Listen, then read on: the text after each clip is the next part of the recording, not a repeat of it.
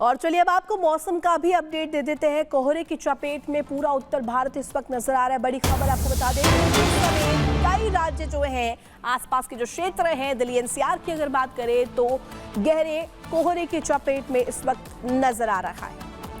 तो कोहरे की मार इस वक्त लोग झेलते हुए नजर आ रहे हैं। कोमल हमारी सहयोगी दिल्ली से हमारे साथ जुड़ चुकी हैं। सीधे कोमल का रुख करेंगे। कोमल, कोहरे की मार में पूरा उत्तर भारत और यहाँ तक कि सुबह जब हम भी अपने दफ्तर आ रहे थे, आप भी अपने घर से बाहर निकली होंगी, किस तरीके से कोहरा हमने देखा और उसकी वजह से मुसीबतें सामने आई, ये जग जाहिर है।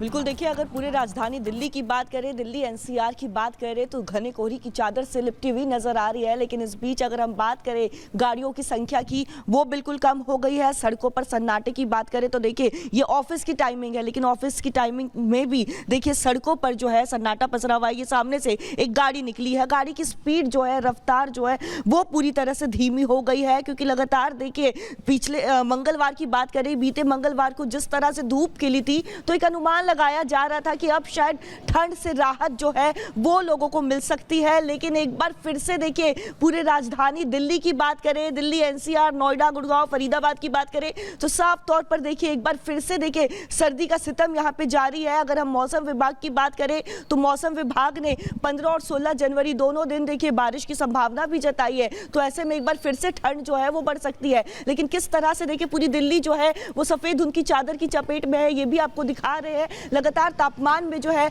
उतार चढ़ाव देखने को मिल रहा है। अगर आम जनजीवन की बात करें लगातार दिखा रही है और किस तरीके से हालात इस वक्त है, उत्तर भारत पूरा जो है वो कोहरे की चपेट में नजर आ रहा है। बहुत शुक्रिया आपका तमाम जानकारी साझा करने के लिए। देखा आपने कैसे महाकुंभ में पहले ही स्नान यानी कि अमृत स्नान में रिकॉर्ड टूट चुके हैं और ये जो रिकॉर्ड है इतिहास के पन्नों में दर्ज हो जाएगा।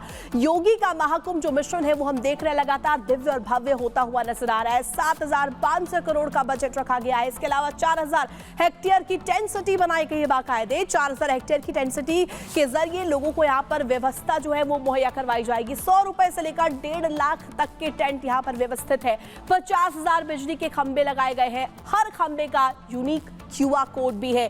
30 नए पांटून पुल भी बनाए गए हैं। सिक्योरिटी के लिहाज से डिजिटल व्यवस्थाएं की गई है। पानी के अंदर ड्रोन से नजर रखी जा रही है, यानी कि ड्रोन से निगरानी रखी जाएगी। मेला क्षेत्र में भी घुड़सवार तैनात किए गए हैं। घुड़सवार पुलिस दस्ते यहाँ पर तैनात किए गए हैं। आम लोगों के लिए 9 रुपए का खाना भी उपलब्ध है, यानी कि आप अगर यहाँ पर जाते हैं तो सर्वाइवल के लिए आपको कोई दिक्कत नहीं होगी। 9 रुपए में महज आपको खाना मिलेगा। और लगातार महाकुंभ को और दिव्य भव्य बनाने की कोशिश की जा रही है।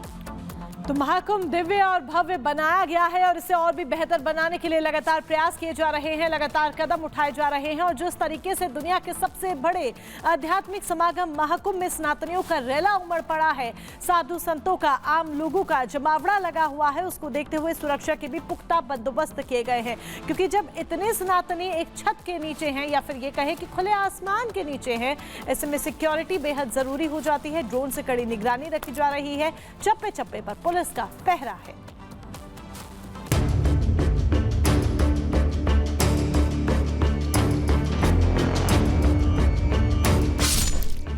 जमीन पर कमांडो,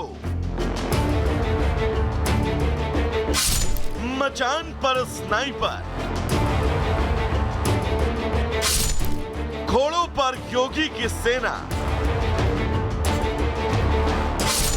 चप्पे चप्पे पर तैनाती, आसमानी हमले से निपटने के लिए तैयारी। महाकुंभ में ड्रोन हमला हुआ तो ड्रोन आसमान से सीधा जमीन पर गिरेगा। महाकुंभ के आसमान में एंटी ड्रोन सिस्टम एक्टिव हो जाएगा।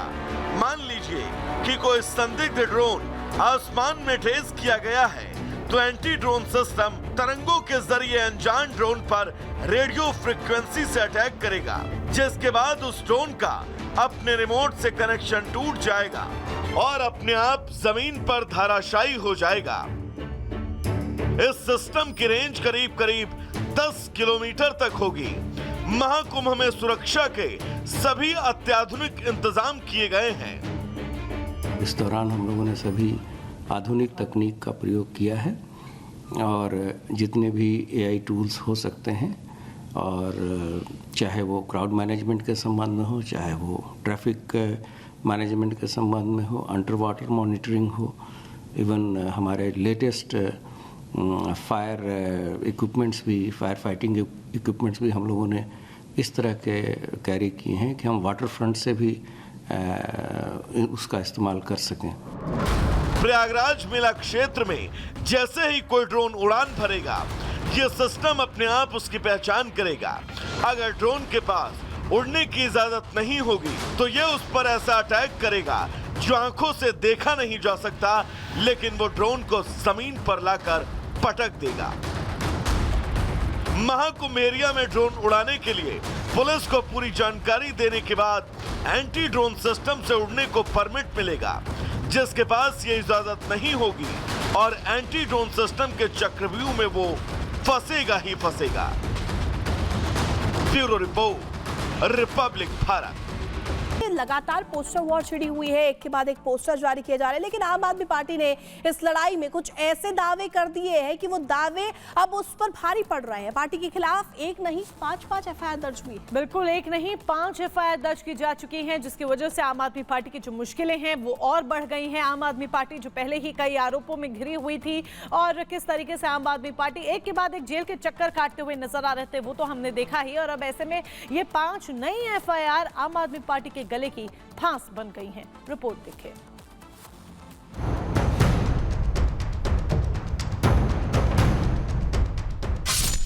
सोशल मीडिया पर रार, दर्ज हो गई एफआईआर, पोस्ट पर बवाल, क्या होगा आपका हाल?